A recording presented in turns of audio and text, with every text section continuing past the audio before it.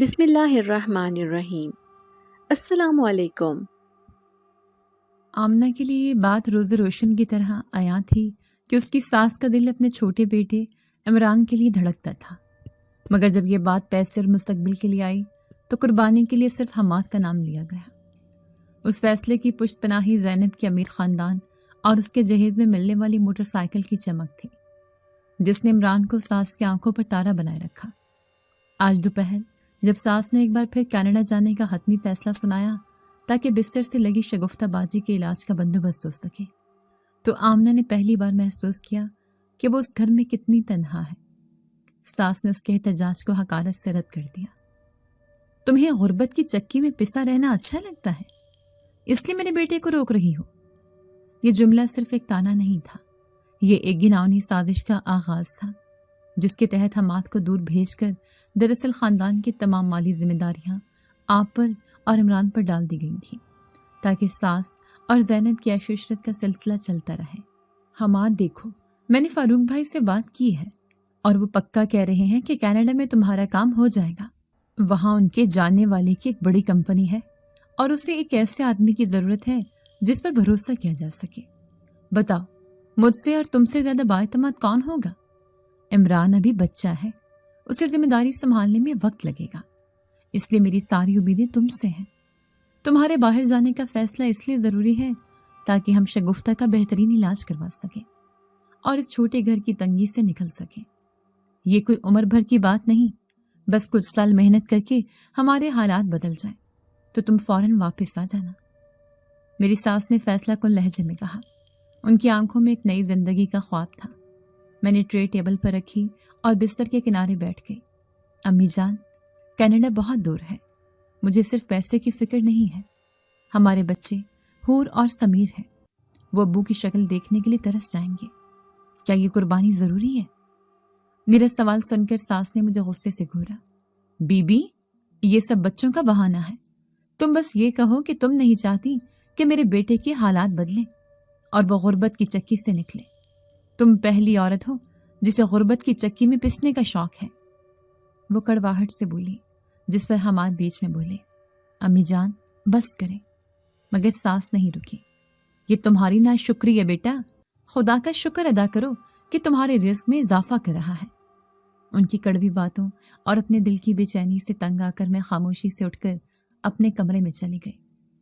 میرا نام آمنہ ہے، 7 سال پہلے اس گھر میں بیاہ کر آئی تھی۔ میرے شوہر کا نام حماد ہے، 2 بچے ہیں۔ بڑی بیٹی کا نام حور ہے جو 5 سال کی ہے، اسے چھوٹا بیٹا سمیر 3 سال کا ہے۔ میری ساس بیوہ ہیں، میرے سسر کو دنیا سے گئے 5 سال بیت چکے تھے۔ میرے سسر بہت اچھے انسان تھے، بہو کی بجائے بیٹی کی طرح میرا خیال رکھتے تھے۔ جب سے وہ اس دنیا سے گئے تھے مجھے یہ گھر بیگانہ لگنے لگا تھا۔ کسی سے کوئی اپنائیت تھی تو وہ میرے شوہر تھے، اگر وہ بھی باہر چلے گئے تو میں اس گھر میں کیسے وقت گزاروں گی؟ یہ ایک ایسا سوال تھا جو میری جان لیے جا رہا تھا۔ میرا ایک دیور عمران بھی ہے جو میرے شوہر سے 4 سال چھوٹا ہے۔ میری ساس بھی روایتی ماں کی طرح ہمیشہ چھوٹے بیٹے کے ناز نخرے اٹھاتی اور ہر معاملے میں اس کی سائیڈ لیتی تھی۔ میری ساس کے بیجا لاڈ پیار نے اسے انتہائی غیر ذمہ دار اور خود غرض بنا دیا تھا۔ عمران کی شادی کو بھی 1 سال ہو چکا تھا، ابھی اس کی اولاد نہیں تھی۔ عمران کی بیوی زینب یعنی میری دیورانی مجھ پر ایسے حکم چلاتی تھی جیسے عمر اور رشتے میں اس سے بڑی نہیں، وہ مجھ سے بڑی ہیں۔ اس کی وجہ صرف اور صرف میری ساس تھی، کیونکہ میری ساس کا رویہ شروع سے ہی میرے ساتھ اتنا اچھا نہیں تھا، جبکہ زینب کے ساتھ میری ساس کا رویہ بہت اچھا تھا۔ اس کی ایک ہی وجہ تھی، معاشی سٹیٹس۔ میرا تعلق متوسط گھرانے سے تھا اور میں میرے سسر کی پسند تھی، جبکہ زینب کا تعلق قدر امیر فیملی سے تھا اور وہ میری ساس کی پسند تھی۔ اچھا جہیز لے کر آئی تھی۔ عمران کو تحفے میں 125 موٹر سائیکل ملا تھا۔ اس کے علاوہ زینب کے والد نے عمران کی شہر کی بڑی یونیورسٹی میں کلرک کی جاب بھی لگوائی تھی، اسی لیے میری ساس ہر وقت زینب کے صدقے واری جاتی تھی اور زینب کا جو دل کرتا وہ اپنی ہر بات منوا لی تھی۔ اس کی حالت یہ تھی کہ ہفتے میں 4 دن وہ میکے میں گزارتی اور 2 دن سسرال میں۔ صبح 11 بجے سو کر اٹھتی، گھر کے کسی کام کو ہاتھ نہ لگاتی، مگر میری ساس کی مجال نہ تھی کہ اسے کچھ کہتی۔ میں نے ایک بار ساس کو احساس دلانے کی جرت کی کہ میں سارے گھر کو اکیلی سنبھالتی ہوں. گھر کو سنبھالنے کی ذمہ داری زینب کی بھی ہے. تو میری ساس نے مجھے یہ کہہ کر چپ کرا دیا کہ اچھا جہیز لانا صرف زینب کی ذمہ داری نہیں تھی، تمہاری بھی تھی، وہ تو پوری نہیں کی. میرے بیٹے حماد کی موٹر سائیکل دیکھیے، ایک تو CD70 اوپر سے کتنی پرانی ہو گئی ہے، آئے دن خراب رہتی ہے، کئی بار تو روڈ پر بند ہو گئی. بیچارہ میرا بیٹا تھکا ہارا پیدل اسے کھینچتا وہ گھر لے کر آیا. اگر اسے بھی سسرال والوں سے تحفے میں موٹر سائیکل مل گئی ہوتی تو اسے اتنی تکلیف تو نہ ہوتی. 125 نہ صحیح، چلو CD70 صحیح، مگر میرے بیٹے کے نصیب میں تو 70 بھی نہیں تھی. BA کے بعد 2 سال تک میرا بیٹا عمران نوکری کے لیے دھکے کھاتا رہا. زینب کے والد نے اس کا یہ مسئلہ بھی حل کر دیا. زینب میرے بیٹے کے لیے کتنی خوش قسمت ثابت ہوئی ہے، تو کیوں نہ میں اس کے نخرے اٹھاؤں. ابھی اس کی شادی کو دن ہی کتنے ہوئے ہیں. میری ساس نے مجھے اتنی باتیں سنائیں کہ دوبارہ مجھے کچھ کہنے کی ہمت ہی نہ ہوئی. زینب کے والد اسی یونیورسٹی سے ریٹائر پروفیسر تھے جہاں انہوں نے عمران کو ایڈجسٹ کرایا تھا. ظاہر ہے ان کی جان پہچان تھی، اچھی جاب کے سبب ان کے پاس پیسہ بھی تھا کہ انہوں نے عمران کو 125 تحفے میں دیا تھا. جبکہ میرے ابو وفات پا چکے تھے، وہ پرائمری ٹیچر تھے. ابو جب ریٹائر ہوئے تو انہوں نے پینشن کی رقم سے گھر بنوایا. ہم 3 بیٹیوں کو پڑھایا لکھایا، ہماری شادیاں کی. میری شادی سے چند سال پہلے ابو کی وفات ہو گئی. ابو کے بعد مجھ سے چھوٹی بہن کی ابو کی جگہ نوکری ہو گئی اور میری پرائیویٹ اسکول میں نوکری ہو گئی. ہم دونوں بہنوں نے مل کر پیسے جمع کیے اور چھوٹے بھائی کی شادی کی. میرے سسر اور ابو میں بہت دوستی تھی. میرے سسر نے ابو کی زندگی میں ہی ان سے حماد کے لیے میرا ہاتھ مانگ لیا تھا. ابو کے دنیا سے جانے کے بعد میری ساس نے بہت کوشش کی کہ میری اور حماد کی شادی نہ ہو، مگر میرے سسر ڈٹ گئے کہ وہ اپنے دوست کے ساتھ گئے تھے، وعدے سے قطعاً پیچھے نہیں ہٹیں گے. ابو کی دنیا سے جانے کے بعد میں رخصت ہو کر سسرال آ گئی. میں تو پہلے ہی یتیم تھی، لیکن سسر کے دنیا سے جانے کے بعد ایک بار پھر یتیم ہو گئی. بھائی کے بھی 2 جڑواں بچے تھے. بھائی کی مناسب سی نوکری تھی، وہ اپنا گھر بھی سنبھال رہے تھے، امی کی ذمہ داری بھی بخوبی اٹھا رہے تھے. میں کیسے کوئی فرمائش لے کر ان کے پاس جاتی، حالانکہ میری ساس ساری حقیقت سے بخوبی آگاہ تھی. مگر انسان کی فطرت کہاں بدلتی ہے. میرے سسرال میں سب سے بڑی جو پریشانی تھی وہ میری نند تھی. عمران اور حماد سے بڑی شگفتہ بازی تھی. بدقسمتی سے شگفتہ بازی کی اب تک شادی نہ ہو سکی تھی. اس کی وجہ ان کی بیماری تھی. شگفتہ بازی حماد سے 2 سال بڑی تھی اور پچھلے کئی سال سے کینسر جیسے موذی مرض میں مبتلا تھی. میری ساس نے بہت کوشش کی کہ کسی طرح ان کی شادی ہو جائے، وہ بھی اپنے گھر کا سکھ دیکھ لیں، مگر جو بھی ان کی بیماری کے بارے میں سنتا فوراً انکار کر دیتا. میری ساس کی بہت خواہش تھی کہ پہلے شگفتہ بازی کی شادی ہو پھر وہ بیٹوں کی شادی کریں، مگر ان کی بیماری کی وجہ سے مجبوراً انہیں بیٹوں کی شادی کرنا پڑی. شگفتہ بازی بھی کئی سال سے اپنی بیماری سے لڑ رہی تھی اور اب وہ اپنی بیماری سے لڑتے لڑتے تھک چکی تھیں. مگر میری ساس اب بھی پر امید تھیں کہ ان کی بیٹی ٹھیک ہو جائے گی، لیکن اس خیال کی اہمیت محض ایک دھوکے سے زیادہ کچھ نہیں تھی. میں پہلے دن سے ہی خاموشی سے اپنا گھر بسانے کی کوشش کر رہی تھی. اسی کوشش میں 7 سال گزر گئے. حور اور سمیر میری زندگی کا حصہ بن گئے. کمرے کا دروازہ کھلا، میرے شوہر اندر آئے. میں خاموشی سے ان کا زرد چہرہ دیکھ رہی تھی. وہ بستر پر لیٹے اور کہنے لگے، امی کو میں نے کہہ دیا ہے کہ فاروق انکل سے بات کر لیں. میں نے کہا، سنیے، کیا باہر جانا آپ کے لیے ضروری ہے؟ جتنے آپ کے فرائض ہیں اتنے عمران کے بھی ہیں. عمران کی نوکری لگ گئی ہے، ہم بھی اپنا گزارا تو کر ہی لیتے ہیں، پھر ضرورت کیا ہے باہر جانے کی. میرے شوہر اٹھے اور بیٹھ کے سرہانے سے ٹیک لگا کر بیٹھ گئے. ٹھنڈی آہ بھر کر کہنے لگے، دراصل امی چاہتی ہیں کہ شگفتہ بازی کا اچھے سے علاج کرا سکے. ابو کی جو پینشن تھی اس سے یہ گھر خرید لیا، لیکن یہ گھر بھی تو اتنا ہی ہے کہ صرف ایک فیملی یہاں آسانی سے رہ سکتی ہے. عمران کے بچے بھی ہونے ہی ہیں، ہمارے پہلے ہی 2 بچے ہیں. جب بچے بڑے ہو جائیں گے تو اس چھوٹے سے گھر میں کیسے ہمارا گزارا ہوگا؟ وہ بھی ٹھیک ہے تو کہتی ہیں، اگر چانس بن رہا ہے تو کیوں نہ. میں جھٹ سے بولی، تو آپ ہی کیوں، عمران کو بھیج دینا، وہ بچہ تو نہیں ہے، شادی شدہ ہو چکا ہے. میرے شوہر بولے، بحث بیکار ہے آمنہ، تم جانتی ہو عمران امی کو کتنا پیارا ہے. امی چاہتی ہیں کہ. میں اٹھ کر کمرے سے جانے لگی. وہ بولے، تم اچانک کہاں چل دی؟ میں نے جواب دیا، میں چاہتی ہوں کہ کچھ دیر اوپر چھت پر چلی جاؤں۔ امی کے علاوہ ہمارے بھی احساسات ہیں، آپ کو انہیں بھی دیکھنا چاہیے۔ سمیر پھر بھی چھوٹا ہے مگر حور آپ کی عادی ہے، اسے سنبھالنا میرے لیے بہت مشکل ہوگا، وہ آپ کے بغیر نہیں رہ سکے گی، یہ آپ بھی اچھی طرح جانتے ہیں۔ یہ کہہ کر میں کمرے سے نکل آئی۔ چھت پر جانے لگی تو زینب سے ٹکرا گئی۔ غصہ تو ہر وقت زینب کی ناک پر دھرا رہتا تھا۔ بولی، بھابی آپ اپنی نظر کا علاج کرائیں، ہاں اگر بھائی صاحب کی تنخواہ سے پیسے بچ جائیں تو۔ یہ کہہ کر وہ اپنے کمرے میں چلی گئی۔ بہت گھمنڈی اور بدتمیز دیورانی سے پالا پڑا تھا۔ ہمارا سارا دن 25,000 کی نوکری کے لیے فیکٹری میں مصروف رہتے اور ٹائم لگا کر 40,000 بن جاتے، جس میں سے بجلی، گیس، گھر کے راشن میں ہی آدھے پیسے چلے جاتے، باقی ساس کے ہاتھ میں۔ پہلے بھی گن گن کر ضرورت کے لیے پیسے ملتے تھے جو حماد ہی ماں سے لے کر مجھے دیتے۔ میں خود تو کبھی ان سے نہیں مانگتی تھی کیونکہ میری ساس کے تیور جی جلانے کے لیے کافی ہوتے تھے۔ اب تو حماد بھی نہیں تھے، زندگی کی ہر خوشی سوکھی اور پھیکی پڑ چکی تھی۔ ہم وقت کی چکی میں صرف پیسے کمانے کے لیے پسے جا رہے تھے۔ اچھا کھانا، اچھا پہننا، اچھا لائف سٹائل۔ دنیا ایک کنواں ہے جس کا اختتام موت ہے، اور ہم اس موت کے کنویں میں چکر کاٹ رہے ہیں۔ چاروں طرف دنیا کی آسائشیں ہیں، نظر آسائشوں پر ہے پر چکر کھائے جا رہے ہیں۔ نہیں معلوم کب زندگی کی ڈور ٹوٹ جائے، سب کچھ یہیں رہ جائے۔ یہ رشتے بھی جن کے لیے ہم زندگی کا ہر سکھ چین گنوا دیتے ہیں، وہ ہمیشہ کے لیے بچھڑ جاتے ہیں۔ کاش کے دنیاوی مال و اسباب کی بجائے ہم رشتوں کو وقت دیتے، ان کے لیے جیتے، زیادہ سے زیادہ ان کے ساتھ وقت گزارتے۔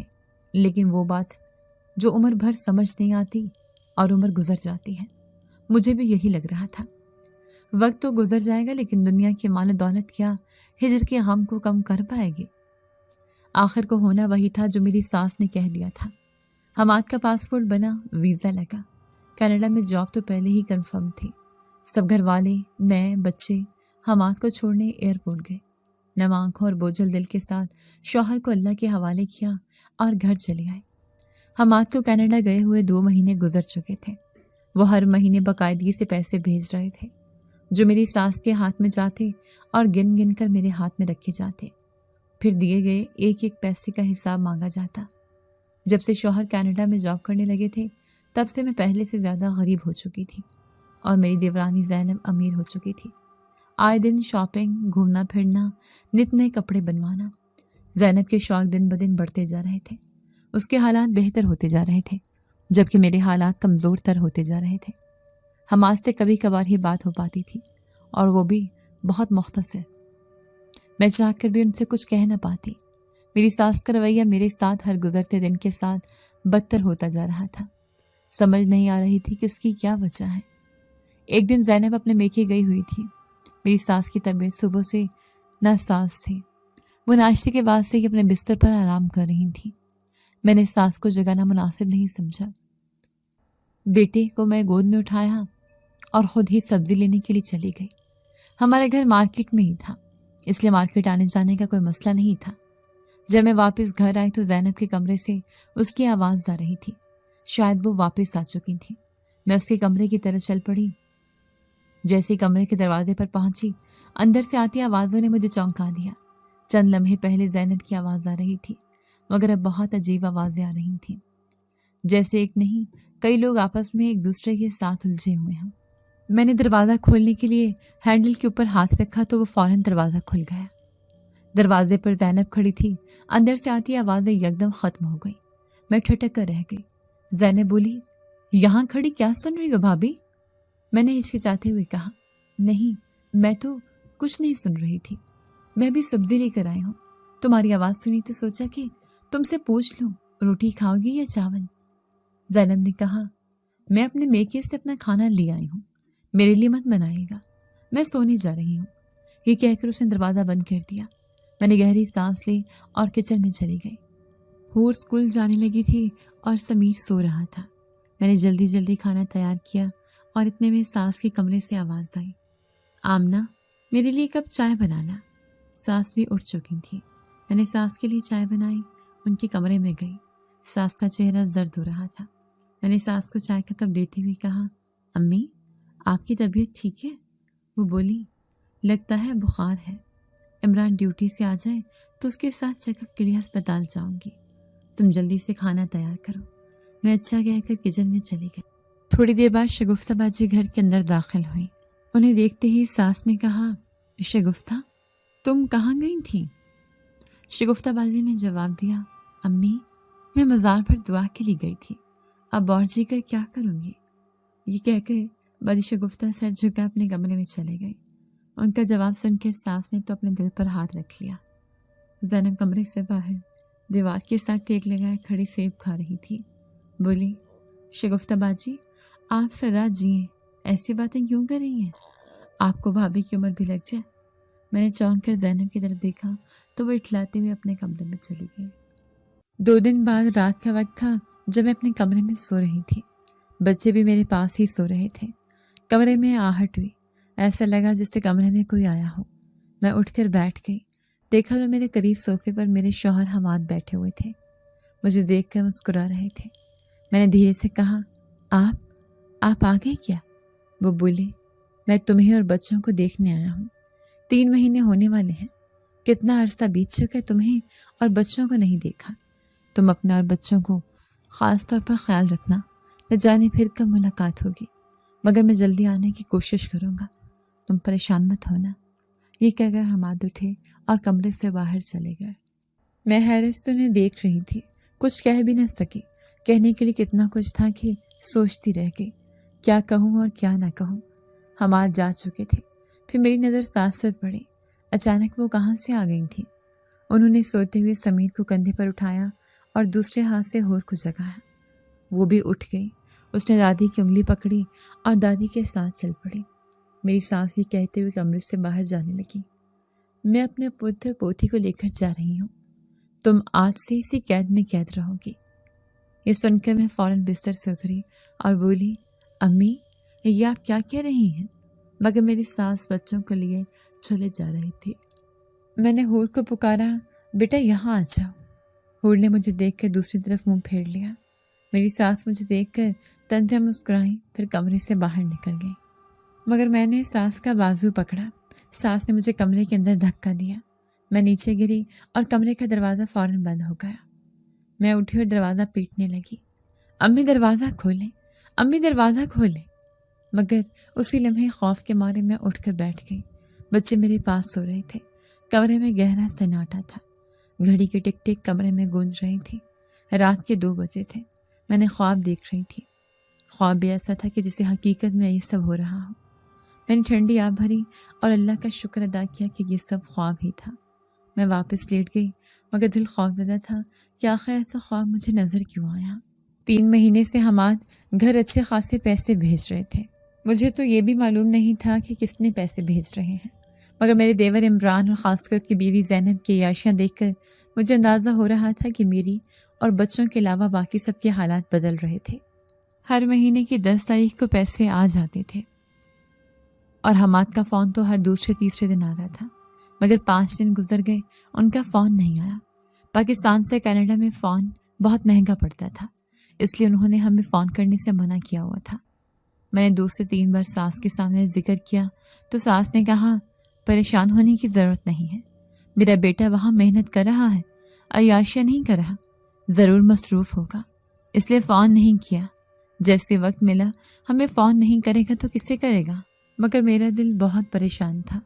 کئی دن ہوئے ہور کی بھی اپنے ابو سے بات نہیں ہوئی تھی، وہ الگ پریشان تھے، بار بار مجھ سے ایک ہی سوال کر رہی تھی کہ امی ابو کب فون کریں گے؟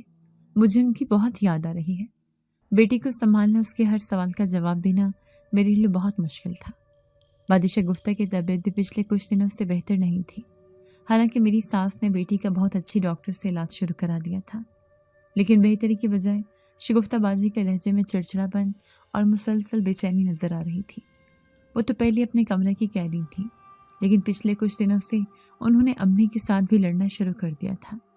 نہ جانے اس کی کیا وجہ تھی، مگر مجھے ایک ہی وجہ سمجھ آ رہی تھی کہ امی یعنی میری ساس کی بڑی خواہش تھی کہ وہ شگفتہ باجی کو اپنے بھتیجے کاشف کے ساتھ بیاہ سکے۔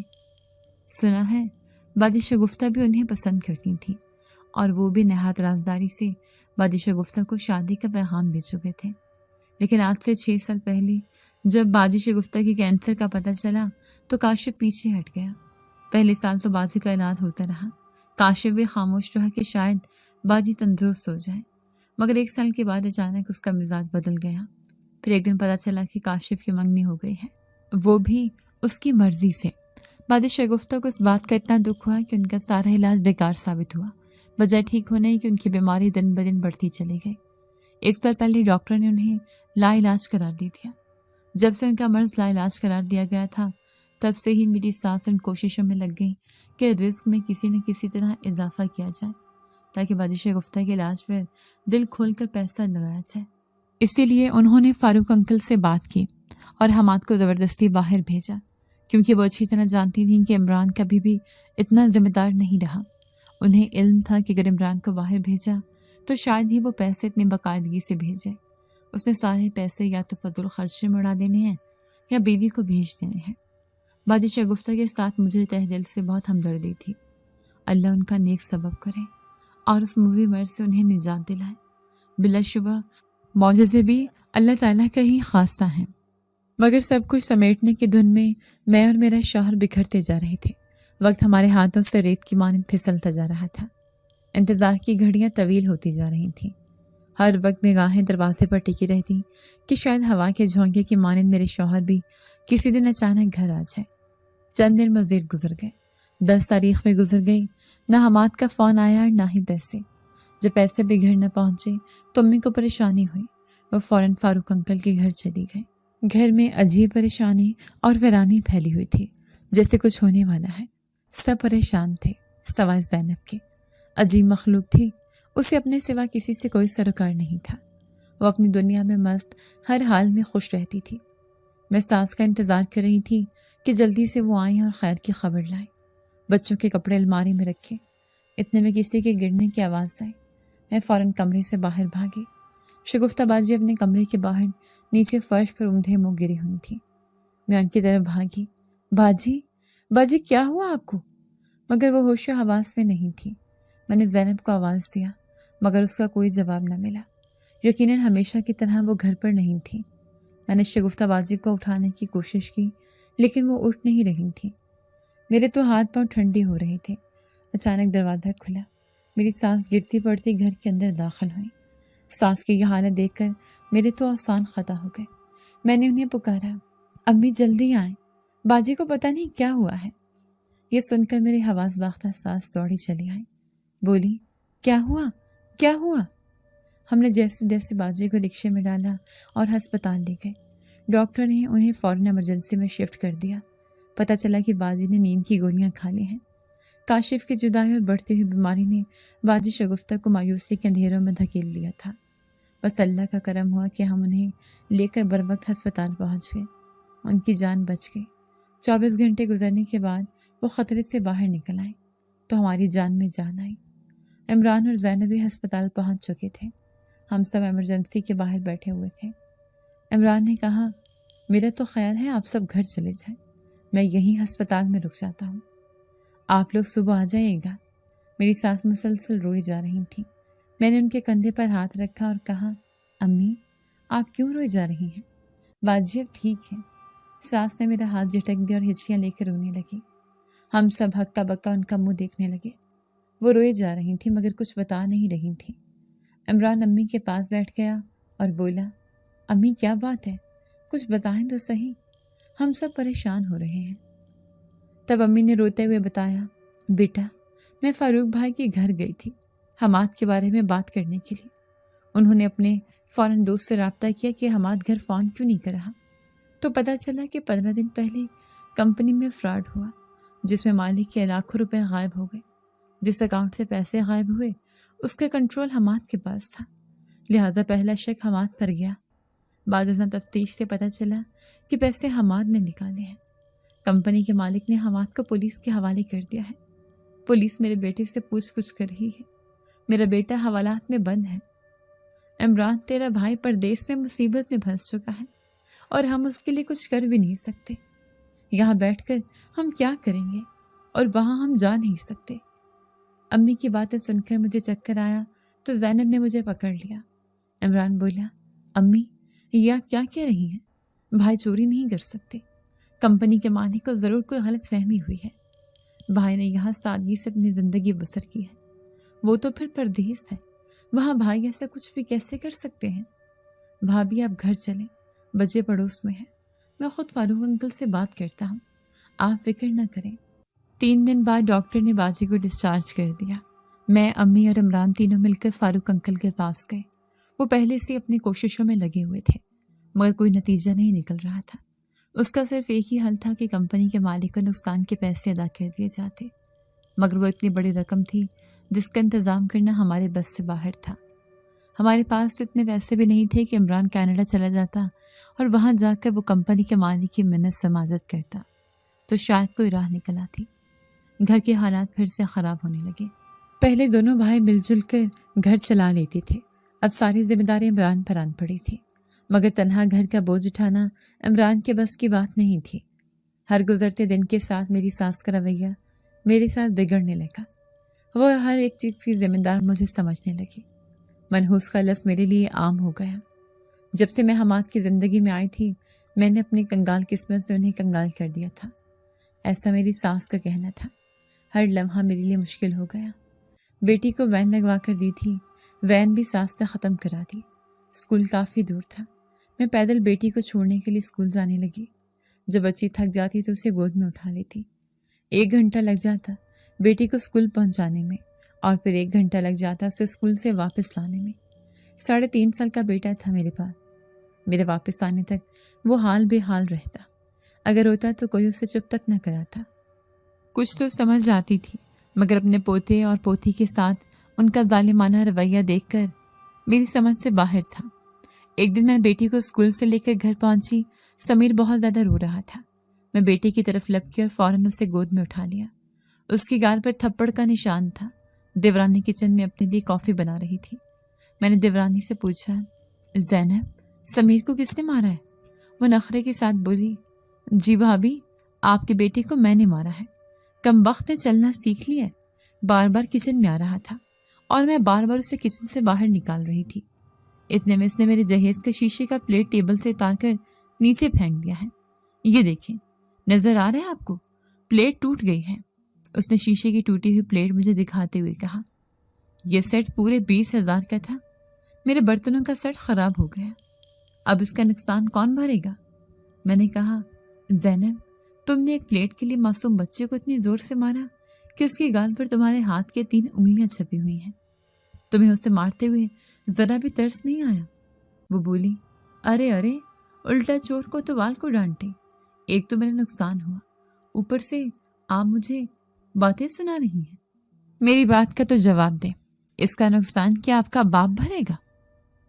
میں چلائی، بس زینب، تم اپنی حد کراس کر رہی ہو، اب میں تمہاری بدتمیزی برداشت نہیں کروں گی۔ اتنے میں میری ساس چلی آئی۔ اس نے سمیر کو میری گود سے اتارا اور حور سے بولی، بھائی کو لے کر اندر چل جا، جلدی کر۔ حور سمیر کو لے کر کمرے کے اندر چلی گئی۔ میں ساس نے زور سے تھپڑ میرے منہ پر رسید کیا اور بولی، تیرے گال پر میری انگلیوں کے نشان چھپ گئے ہیں، اب جا کر آئینے میں دیکھ لے، سمجھی؟ اور یاد رکھنا، اگر 1 مہینے کے اندر اندر میرا بیٹا کینیڈا کی جیل سے واپس نہ آیا تو تجھے تیری نحوست کے ساتھ اس گھر سے باہر نکال دوں گی۔ اپنی شکل گم کر، اور اب میں خاندان کے کسی بڑے کی حمایت تیرے حق میں نہیں سنوں گی، چاہے مجھے سارے خاندان کو ہی کیوں نہ چھوڑنا پڑے۔ میں کمرے میں چلی آئی۔ سمیر روتے روتے بہن کی گود میں سو چکا تھا۔ میں نے سمیر کو بستر پر سلایا۔ حور بولی، امی، میری ماں نے ہم نانوں کے گھر چلے جاتے ہیں، جب ابو واپس آ جائیں گے پھر ہم بھی آ جائیں گے۔ میں نے بیٹی کو پیار کیا اور ہاں میں سر ہلا دیا۔ شام میں فاروق انکل گھر آئے اور ہمیں حوصلہ تسلیاں دینے لگے۔ کہنے لگے، میں اپنے دوست کے ساتھ مسلسل رابطے میں ہوں، آپ لوگ پریشان نہ ہوں، ہم آج جلد ہی باہر آ جائے گا۔ فاروق انکل ہمیں تسلیاں دے کر تو چلے گئے، لیکن رات 11 بجے فاروق انکل کی کال آئی۔ حماد پر جرم ثابت ہونے کے نتیجے میں انہیں 10 سال قید ہو گئی تھی۔ سزا کم ہو سکتی تھی اگر چوری شدہ رقم کمپنی کے مالک کو واپس کر دی جاتی، لیکن اتنی بڑی رقم ہم سب کچھ بیچ کر بھی واپس نہیں کر سکتے تھے۔ عمران سر پکڑ کر بیٹھ گیا۔ میری ساس کا ویویلا الگ تھا، بچے سو رہے تھے جبکہ میری دنیا اجڑ چکی تھی۔ میں کس سے گلہ کرتی، کیا ساس کو یہ کہتی کہ میں تو میرے شوہر باہر بھیجنا ہی نہیں چاہتی تھی؟ عمران نے اسی وقت اپنی جیکٹ پہنی بائک نکالی اور یہ کہہ کر فوراً گھر سے نکل گیا کہ اس کا ایک بہت اچھا دوست ہے جو ایک بہت بڑا وکیل ہے۔ مزید انتظار کرنے کی بجائے میں اس کی طرف جا رہا ہوں۔ اس سے مشورہ کرتا ہوں کہ ہم قانونی طور پر یہاں سے کیا کر سکتے ہیں۔ میری ساس نے ہمیشہ کی طرح مجھے برا بھلا کہا اور رونے پیٹنے لگی۔ میرے آنسو اور میری سسکیاں میرے گلے میں ہی کہیں پھنس چکی تھیں۔ دل تو چاہ رہا تھا کہ چیخ چیخ کر ساس سے کہوں کہ جو کچھ بھی ہو رہا ہے ان کی وجہ سے ہو رہا ہے۔ باجی شگفتہ بھی اپنے کمرے سے نکل آئیں اور بولی، آمنہ بھابی اپنے بچوں کو لے کر یہاں سے چلی جائیں، کیونکہ یہ گھر منحوس ہے۔ یہاں خوشیاں جھانکتی بھی نہیں ہیں، یہاں صرف نیلا آسمان ہے، اس گھر کی چھت نہیں ہے۔ آسمان سے اگر اولے بھی گریں تو آپ نے خود کو ان اولوں سے خود بچانا ہے۔ یہ سن کر میری ساس کرسی سے کھڑی ہو گئی اور حیرت سے بیٹی کو دیکھتے ہوئے بولی، یہ تو کیا کہہ رہی ہے شگفتہ؟ کیا تو ہوش میں ہے؟ میں نے برسوں اس گھر میں گزار دیے، اپنے 3 بچوں کو جوان کیا، اسی گھر میں اپنے بچوں کے بچوں کو کھیلتے ہوئے دیکھ رہی ہوں۔ تو کیسی باتیں کر رہی ہے؟ اسی گھر میں ہم نے کتنی خوشیاں دیکھی، زندگی کے اتار چڑھاؤ دیکھے۔ یہ گھر کب سے منحوس ہو گیا؟ ہاں، ارے میاں بیوی کی قسمت ایک دوسرے سے جڑی ہوتی ہے۔ میرے بیٹے کے نصیب میں بیوی کی طرف سے کوئی خوشی ہوتی تو کیوں نہ اسے ملتی۔ سچ تو یہ ہے کہ اللہ بخشے تمہارے ابا کو، انہوں نے ترس کھا کر جس آمنہ بیگم کو میرے بیٹے کے متھے مارا ہے، جب سے یہ عورت میرے بیٹے کی زندگی میں آئی ہے میرا بیٹا سنبھل نہیں سکا، بلکہ ہر گزرتے دن کے ساتھ نت نئی مصیبتوں میں پھنستا چلا جا رہا ہے۔ یہ کہہ کر میری ساس تیزی سے کمرے کے اندر داخل ہوئی۔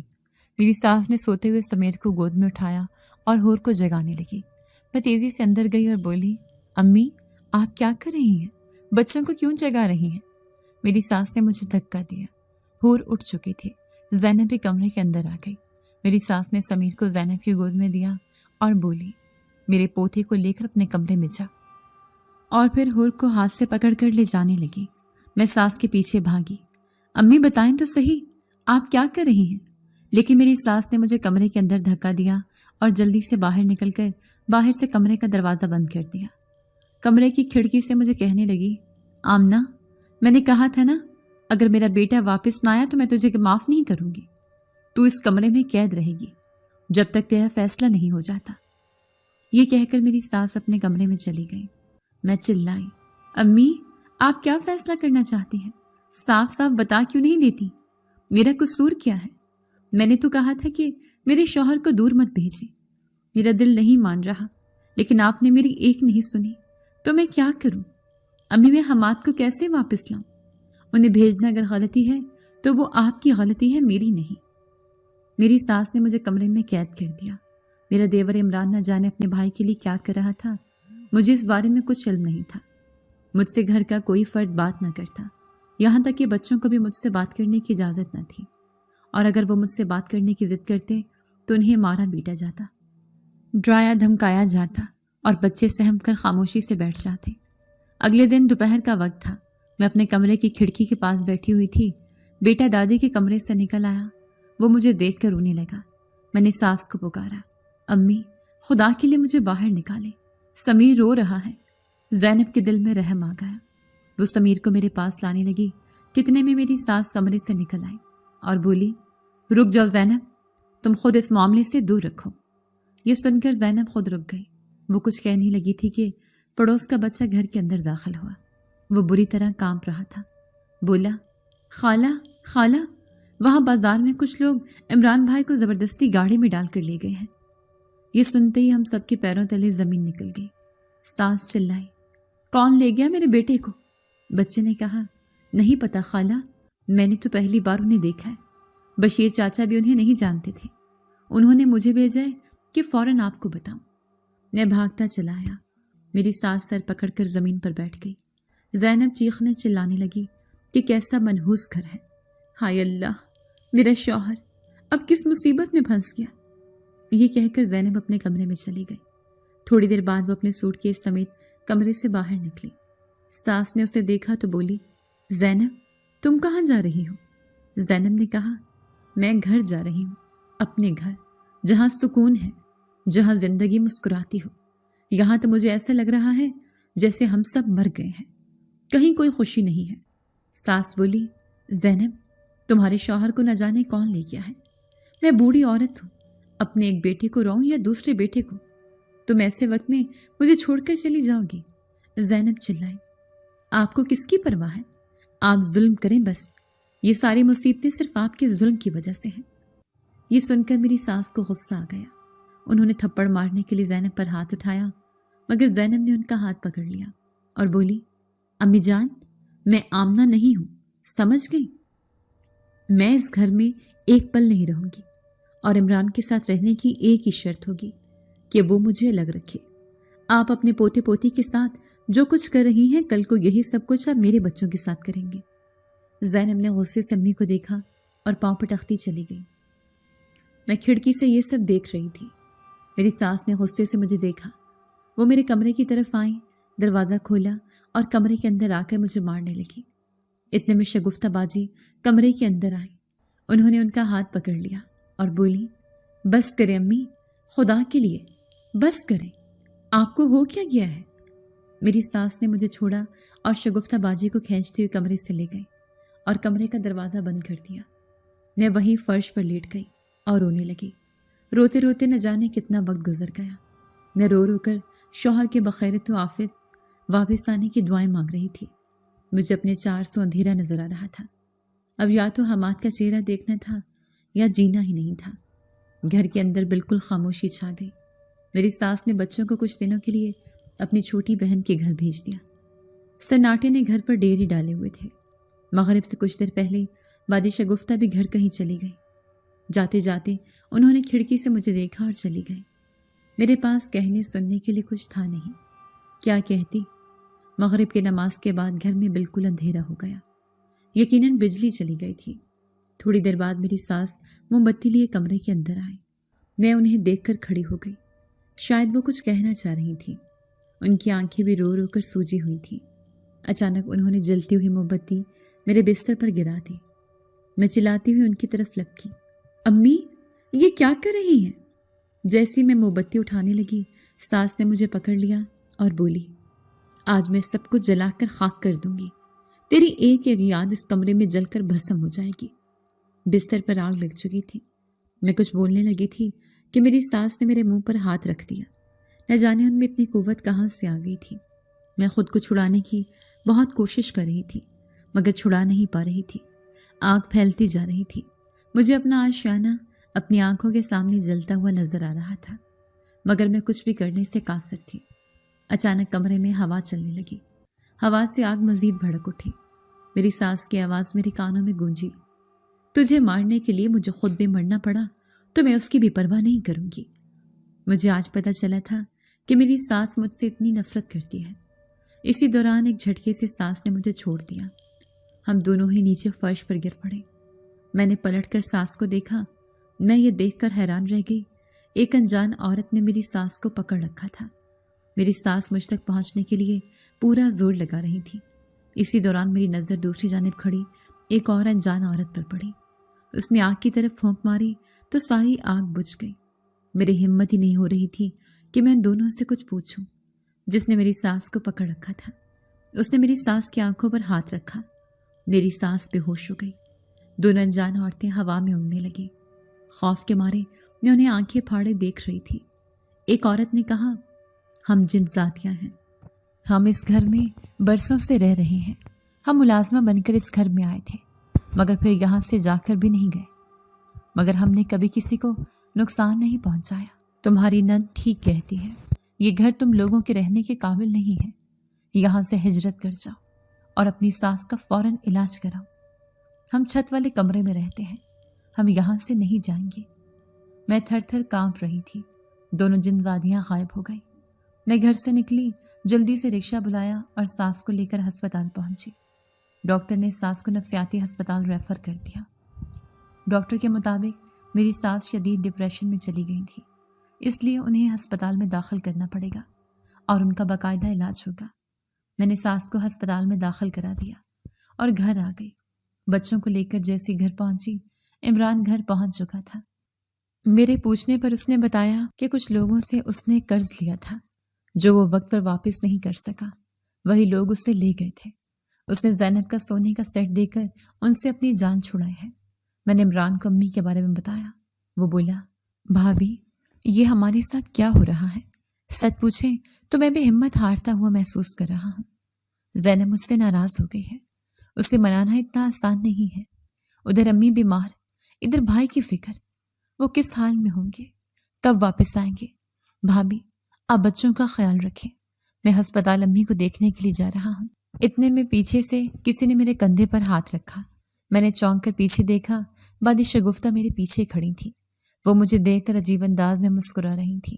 بولی، میں نے کہا تھا نا بھابھی، یہ گھر منحوس ہے، یہ گھر اب رہنے کے قابل نہیں رہا۔ اس نے مسکرا کر چھت کی طرف دیکھا اور اپنے کمرے کی طرف چل دی۔